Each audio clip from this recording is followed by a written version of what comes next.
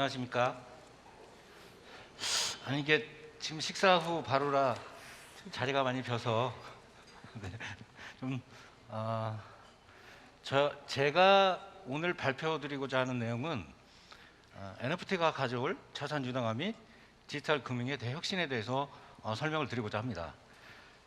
굉장히 좀 거창하긴 한데 요즘 NFT가 시장의 경제를 많이 바꾸고 있습니다. 그리고 NFT 마켓이 그 자산에 대한 유동화를 엄청나게 불리고 있죠. 이런 형태의 시장들이 변화가 되면 금융이 바뀔 것이라는 설명을 좀 드리고자 합니다. NFT, Non-Fungible Token 너무 잘 아실 겁니다. 근데 지금 저희 설명을 보시면 이런 기능들은 너무 잘 아실 거예요. 근데 이게 왜 만들어졌을까요? Non-Fungible Token은 토큰의 변종입니다. 지금 코로나 오미크론이 세계를 강타하고 있죠.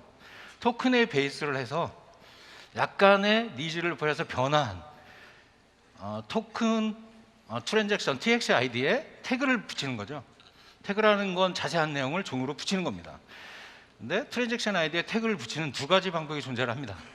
하나는 블록체인 안에 메타데이터를 기록하는 방법과 하나는 밖에서 URL로 디지털 파일을 연결하는 방법입니다. 근데 2017년 크립토펑크는 디지털 창조 작품에 대해서 상당히 디지털 파일이 인터넷이나 이런 상황에서 변조나 또 증명이나 이런 상황이 안 되기 때문에 토큰 ERC20으로 발행을 10,000개 정도를 해서 TXID에 파일을 URL로 연결을 했습니다. 그러자 나타난 기능들이 원본 증명이 가능하고 블록체인이 가지고 있는 특성상 데이터 위변조가 불가능하며 부의 증명을 할 수 있고 P2가 편하게 만들어진 거죠. 그러다 보니 유동성을 공급할 수가 있으며 희소성이나 가치를 보장받게 된 것입니다. 이것을 시조로 이더리움에서 ERC7를 만들었죠. 이걸 표준이라고 표현을 하지만 저는 저작툴이라고 표현을 합니다. 기존에 업로드하거나 편하게 거래를 할 수 있고 그런 툴을 만들어서 지금 모든 마켓들이 ERC7를 사용하고 있습니다. 근데 이 ERC7에도 단점이 굉장히 많습니다. 하지만 지금은 굉장히 편하게 쓰고도 있죠. 근데 NFT가 다만 디지털 파일에 대해서 원본 증명을 하는 데만 사용을 할 거냐? 그렇지 않습니다. 엄청나게 많은 자산으로 하여금 원본 증명과 소유 증명 또 가치의 유동화를 쥐어줄 것이라는 설명을 좀 드리도록 하겠습니다. 조금 전에 말씀드렸지만 원본 증명을 하거나 가치 증명을 했을 때 유동화가 붙지 않으면 신뢰도가 없습니다. 유동화를 지금 보시면 오픈시 가장 유명하죠. 지금 이 자료들을 보시면 작년 한 해만 어마어마하게 급상승을 했습니다. 누적 거래액이 133억 달러에 이릅니다. 또 엑시 인피니티는 너무 잘 하실 거예요. 앞에도 설명들을 좀 하셨는데 게임에 엑시 인피니티가 그렇게 재미있는 게임은 아닙니다. 화질이 뛰어나거나 엄청 재미있거나 액팅하지 않습니다. 다만 캐릭터를 만들기 위해서 내가 노력을 하면 보상이 주는 형태를 가져갔죠.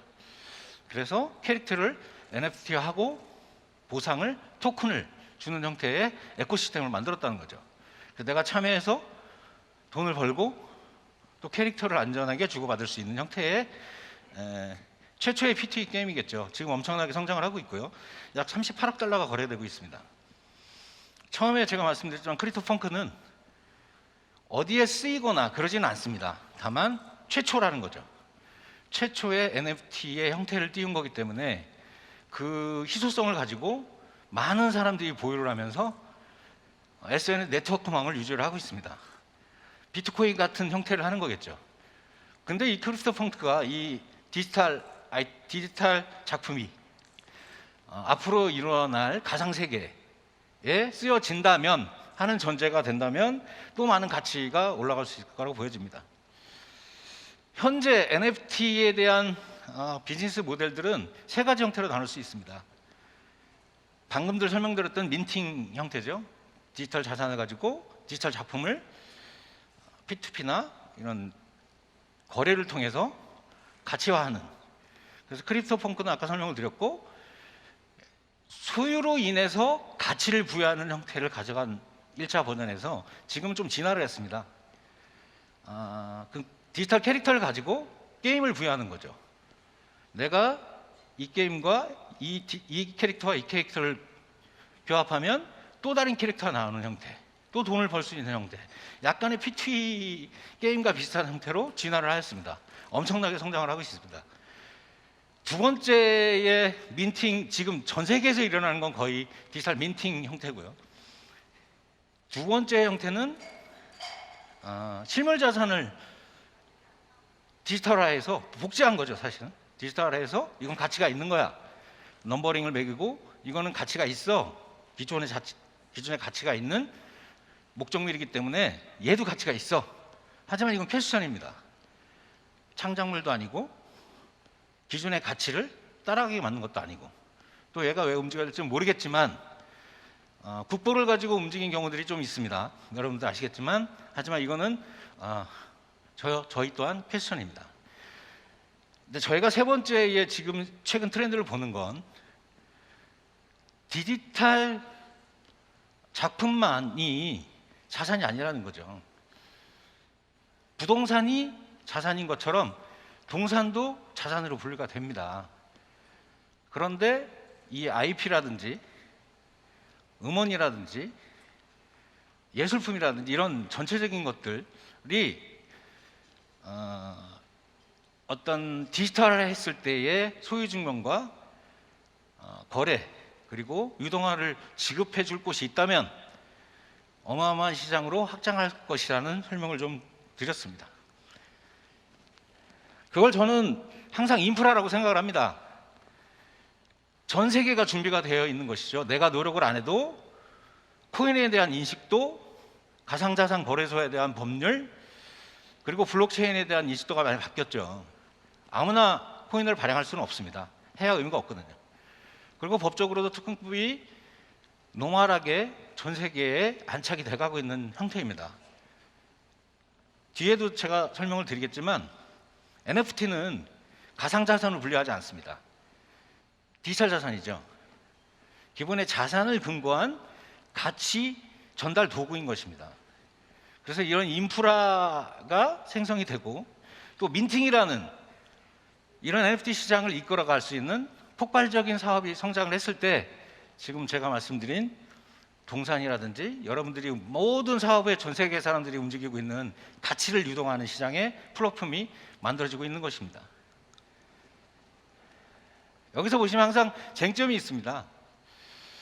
법적 이슈가 이게 자산이냐, 그리고 과연 그림이나 IP나 이거를 정말 NFT를 발행했을 때 정말 구매가 일어날 거고 그 가치가 신뢰도를 가질 수 있을까라는 의심을 갖게 됩니다. 그런데 작년 12월에 국회 입법부에서 발행한 자료에 근거를 뒀습니다. NFT는 결제 수단으로 사용하지는 않습니다. 다만 목적물의 원본 증명과 소유 증명을 할 수 있는 기능을 부여함으로써 블록체인이 기능이 갖고 있는 P2P가 편안하고 또 다른 디지털 자산과 수합할 수 있고 유동성을 공부할 수 있다는 얘기죠. 그리고 기존의 핀테크랑 연결할 수 있는 스마트 컨트랙트가 많이 확장될 거라는 것입니다. 그래서 기존의 시장을 변화할 거라는 말씀을 드리고 싶습니다. 저는 항상 말씀을 드리지만 이마만 세상의 변화를 내가 가져갈 수는 없다. 다만 세상이 변화하고 있는 시점에 이만큼의 변화를 가져갈 수 있다면 어마어마한 플랫폼이 될 수 있다. 그게 변하지만 혁신으로 바뀔 수 있다라고 항상 생각을 합니다. 포인트를 블록체인으로 바꿀 수 있다면 많은 기능이 바뀌겠죠. 물론 핀테크나 블록체인의 기술, 또 법률적인 검토는 받아야 되겠지만 기존에 있는 법률에 따라서 포인트를 블록체인으로 바꿨을 뿐인데 많은 확장성이 있을 수 있겠죠. 기존의 자본시장에 맞춰서 만들면 되는 거기 때문에 그런 거죠. 근데 얘 포인트가 크립토 포인트로 바꾸는 순간 다른 자산하고 수합이 가능합니다. 그죠? 지금 NFT 이 형태 똑같죠. 단지 TXID, 트랜잭션 아이디에다가 태깅만 했을 뿐인데 또 다른 형태의 세상이 만들어졌다는 얘기죠. 상품권을 블록체인 기반으로 만들었을 뿐인데 많은 형태의 변화가 이루어집니다. 근데 그 변화가 작지만 혁신을 바꿀 수 있다는 얘기입니다. 그러니까 지금 여러분들이 말하는 메타버스, 블록체인, NFT 또 이게 빠진 게 이제 어떻게 보면 FT죠. 토큰이 빠질 수가 없습니다. 왜냐면 아까도 설명들 하셨겠지만 기본 플랫폼에서 보상을 주거나 그 플랫폼 안에서 경제를 만들려면 기본적인 경제 에스크로 정책을 할 수 있는 돈이 있어야 됩니다. 근데 법정화를 표현할 수가 없죠. 근데 그 플랫폼 안에서 남들이 인정하는 돈으로만 올려질 수 있다면 그 플랫폼은 만으로 활동할 수 있겠죠. 메타버스도 마찬가지고 게임 플랫폼도 마찬가지입니다. 그래서 저희 또한 오늘 저희도 이제 개발회사라서 이 블록체인만 한 6년차가 됐습니다. 근데 그동안은 상당히 법적인 부분과 주위 시선 때문에 굉장히 힘들었는데 개발을 많이 하다 보니까 지금의 이제 움직이는 이런 시장들, 그 다음에 핀테크에 왜 스마트 컨트랙트를 붙여야 되는지, 그 다음에 이 NFT가 왜 분산원장에서 등기나 등록 역할을 해야 되는지, 그리고 유동화를 할 때 NFT는 왜 분할을 해야 되는지 이런 부분들이 이해가 되고 또 저희도 나름 플랫폼으로 성장하고 있습니다. 여기서 말씀드릴 거는 이제 마지막으로 조금 시간이 다 돼서 NFT를 수집하는 형태에서 NFT가 투자나 거래하는 형태로 바뀌고 또 NFT화하는 물건이 확장되고 있습니다. 그러면 기존 법률과 맞아야 되겠죠. 코인으로 거래하는 건 하나의 유동성의 한 가지 방법이고 기존에 거래하는 핀테크 방식이 적용돼야 할 것입니다.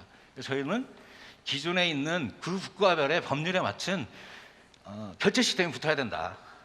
그래서 스테이블도 아까 말씀드렸지만 포인트를 블록체인으로 바꿨을 뿐인데 그리고 금융을 붙였을 뿐인데 라는 형태로 변하고 있다고 설명을 드리고 싶고요.